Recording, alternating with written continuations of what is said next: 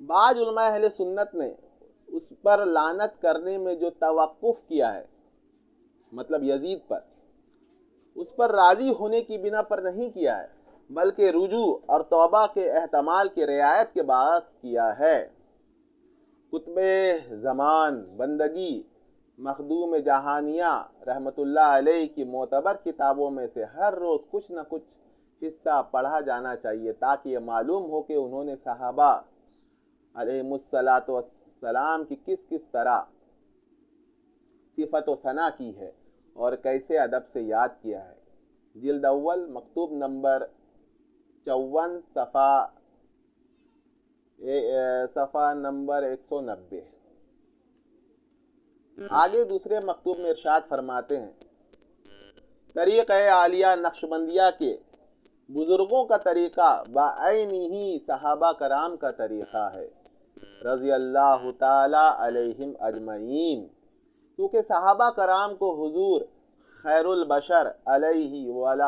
الصلاۃ والتسلیمات کی پہلی صحبت میں ہی باطریق اندراج النہایہ فی البدایہ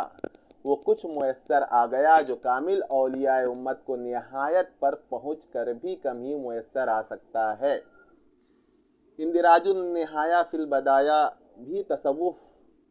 کی اصطلاح ہے، اور انشاءاللہ اگر موقع ملا اور اللہ تعالیٰ نے توفیق دی تو اندراج النہایہ فی البدایہ پر ایک الگ سے وہ نشست رکھی جائے گی، یہ ویڈیو بنایا جائے گا، تو اس کو آپ سمجھ لیں کہ صحابہ کرام کس مقام تک پہنچے ہوئے تھے۔ یہ مجدد صاحب رحمۃ اللہ علیہ وسلم فرما رہے ہیں، لہٰذا وحشی علیہ الرحمہ، حضرت وحشی قاتل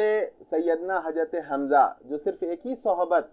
خیر البشر علیہ الصلاۃ والسلام میں پہنچے، حضرت اویس کرنی سے جو خیر التابعین افضل قرار پائے، مطلب حضرت اویس کرنی کا مقام کبھی بھی حضرت وحشی رضی اللہ تعالیٰ عنہ تک نہیں پہنچ سکتا، کیونکہ حضرت وحشی صحابہ میں شامل ہے،